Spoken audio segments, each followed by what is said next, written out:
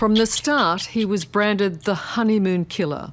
The police were convinced Gabe Watson murdered his wife Tina while diving on the Great Barrier Reef.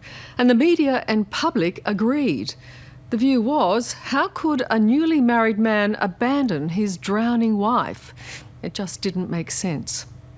It's taken almost 9 years for this quietly spoken businessman to finally clear his name. But even now, the suspicions linger. Well, tonight, in his only Australian interview, Gabe Watson tells what really happened that day on the Barrier Reef. It was the diving trip that would change 2 lives forever. Gabe Watson and his new bride Tina could never have imagined their Great Barrier Reef honeymoon would end with Gabe being accused of murder. Who would have thought? You head out on a honeymoon and it turns so tragic. Yeah, it felt like for so long that I'd wake up one day and be like, that was just the worst dream ever. Tina Watson died within 7 minutes of entering the water.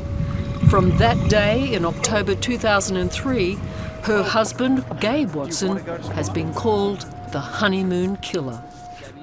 How did you feel about that allegation? Shocked, pissed, hurt. It was hard to believe. You did not murder Tina? No. You did not intend to cause her harm? No, I did not. So this is the actual inside the church? Yeah. I imagine you see her personality in that shot. Yeah. This story began when Gabe and Tina Watson married in Birmingham, Alabama. It's emotional in like a good way. You know, it's not a sad time at all. So. It was a day they'd both been looking forward to so much. She was just a blast to be around. It was tons of fun. And you decided to marry. Was that an easy decision? Yeah, it was a no-brainer. Yeah. Say hey to the camera. Yeah. Tell the camera bye. Bye, camera. We're going to the zoo. And so too was a diving honeymoon on Queensland's Great Barrier Reef. Ooh, there's a big one over there. Tina. They'd learnt to dive here in the still waters of the local Birmingham quarry. Gabe was the more experienced, having completed 55 dives. Tina, however, had done only 11, but both were excited about their trip. What were you expecting? I just thought it was going to be, you know, kind of like swimming around in blue water, just where you just kind of float along. So you weren't concerned that Tina was a novice and potentially not able to dive with you on that site? No, my thoughts on that were this is, you know, it's a dive company. If they don't think we're prepared or qualified for it, they'll let us know. Because the police view is that this is all part of a plot. Right. That you've intentionally, you know, gone out in search of an opportunity to murder your wife. Right.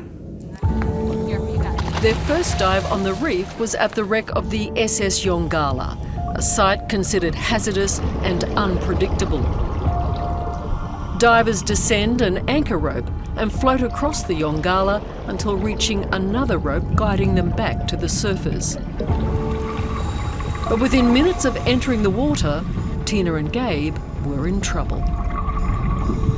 It was just this kind of sensation of, we're not ready for this. This, you know, the first dive of the trip, you know, the first dive, you know, in the open ocean, and just, we're out of our comfort zone. You're out of control? Yeah. Can you see that Tina is uncomfortable? Yeah. I knew I was uncomfortable. And I turned to her, she turned to me, you know, she motions, you know, let's get back. So I just kind of put 2 and 2 together that, you know, if she wants to go back, go up the anchor rope, and, you know, we'll just sit this dive out. Gabe says they tried to swim back against the current, but can't. I'm really starting to get worried now because for some reason she can't go up. I can kind of see, you know, to me, that the panic was setting in with her. You've decided you're going to tow her back. Yeah, I probably wasn't thinking rationally, but at the time, to me, it just seemed the thing to do, to grab her, and I'm just going to swim for the both of us. How are you feeling at this point? Scared.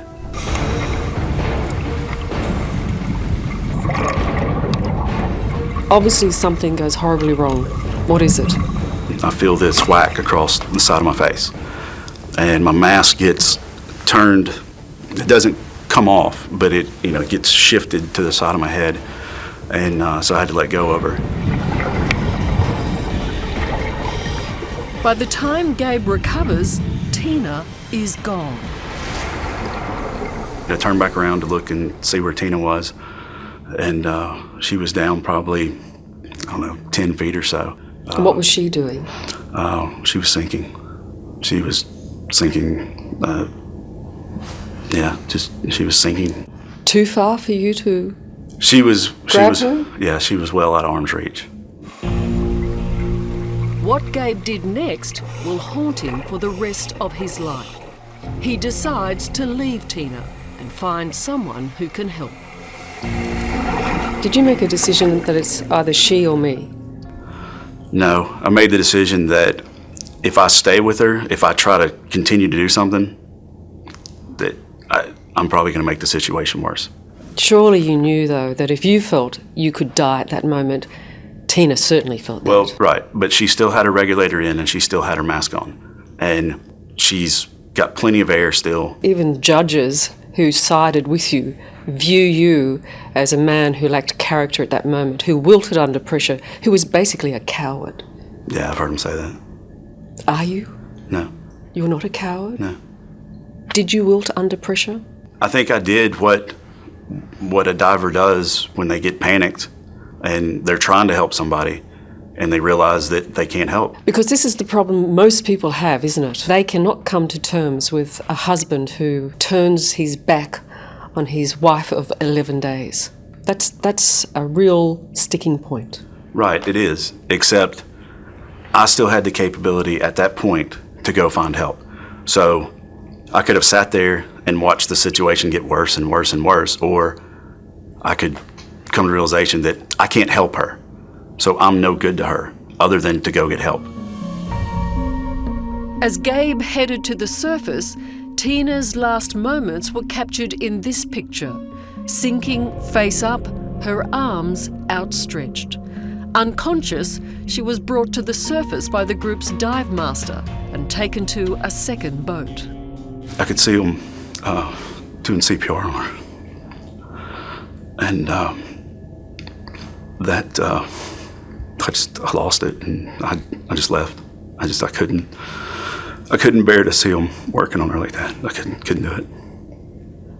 Did you know that she had died at that point? No. When did you find that out? Dr. John Downey walked in, and like I said, I don't have good news. She didn't make it. And I just collapsed onto him. There's no doubt that's a dreadful moment. Yeah, that's probably the worst moment ever. I don't think it's something you ever can get out of your mind. Started kicking down, and I was kicking down, but as fast as I was kicking down to go get her. But Townsville policemen Gary Campbell and Kevin Geringer didn't believe him. They think Gabe murdered his wife, and they demonstrated their theory of how in this reenactment.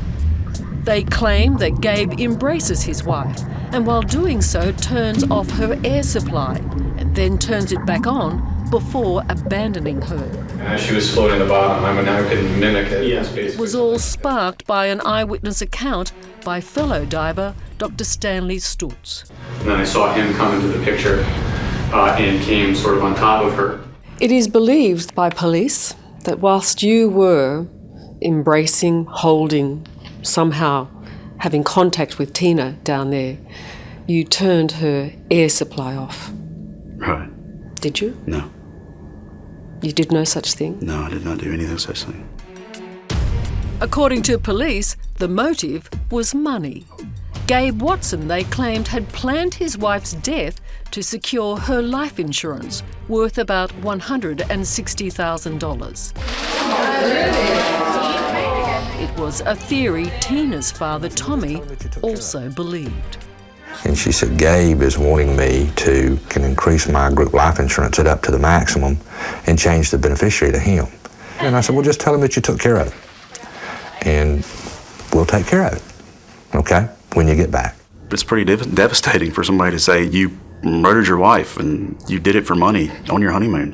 What money did you get as a result of Tina's death? None. Debt. In the court of public opinion, one of the most damning aspects of this case was Gabe Watson's behaviour after his wife's death. There were claims that he was far from the grieving husband, with inappropriate comments and actions. One of the most bizarre was here at Tina's grave, where police filmed him throwing away flowers left by Tina's family. What was motivating you? I was still reeling from Tina's death, and the Thomases and various other people were basically accusing me of murder. And it was just a dumb, bonehead thing that I did. It's not something I'm proud of. Had both her arms out, 2 years after Tina's death, a coroner determines Gabe Watson has a case to answer. He was charged with murder, but Queensland prosecutors accept there is not enough evidence to proceed. Instead, Gabe pleaded guilty to manslaughter for breaching a duty of care by leaving Tina, his dive buddy. He spent 18 months in a Brisbane prison. Why did you do that? It's an incredibly generous thing for an innocent man to do. Why didn't you fight that? To fight the whole thing, I could have been held on remand 2, 3, 4, 5 years. The amount of money that it would have cost for a trial, and the fact that the breach of duty of care, there was no way I could have been found not guilty. What should have been the end of a tragic nightmare wasn't. As soon as he was released from prison, police in Alabama charged Gabe with murder. Could you please identify Mr. Gabe Watson? And this would be the first time police evidence would be tested. And at that stage he became a little agitated. And within days, it crumbled. We will create the crime to nail this man.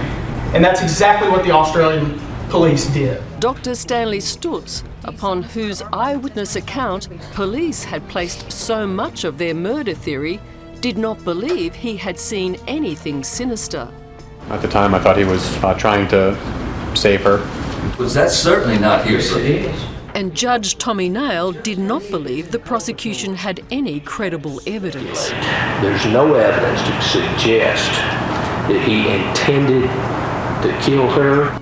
In a spectacular dismissal, he threw the case out. This case is dismissed.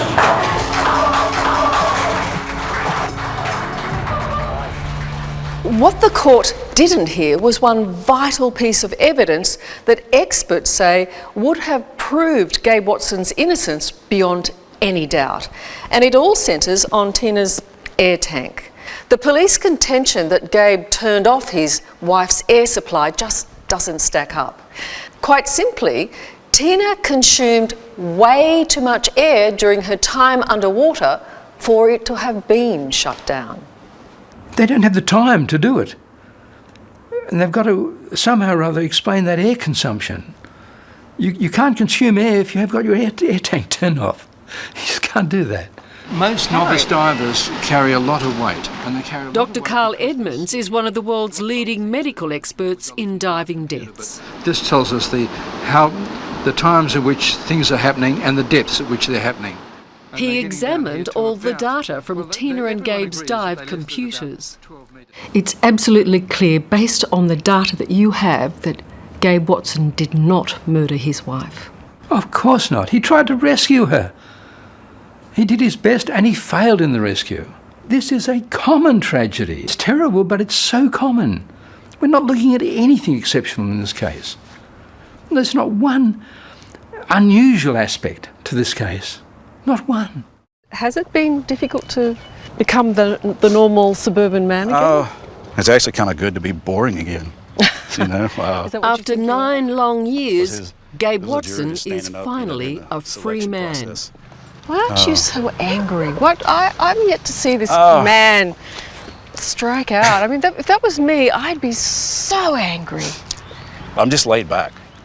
it would take a lot for someone to I guess, to get me angry like that. But at the same time... You mean going to jail, losing your wife, being accused Well, of murder is not enough to get you angry? Angry on the inside, but not to lash out, because it's, you know, it's not how I want to live the rest of my life. That life includes a new wife, Kim, whom he married 4 years ago. Nope. How do you feel about what Gabe's been through? I know it's been very hard for him, but I mean, I think he's shown his character by just taking the higher road and not letting it stop him from moving on, not letting it stop him from having a life. You never doubted Gabe? Not once. Jordan. I'll never stop loving Tina. But at the same time, you know, I'm in love with Kim, and we're living the rest of our life as, you know, as husband and wife. Do you regret that forever you may be known as the Honeymoon Killer? I mean, how can you be deemed a killer when the courts have ruled that you didn't kill? I could be the honeymoon negligent diver, but not the honeymoon killer. Remarkably, after pursuing Gabe Watson for 9 years, Australian police were unavailable for an interview. They did provide us with a written statement which you can read in full on our website.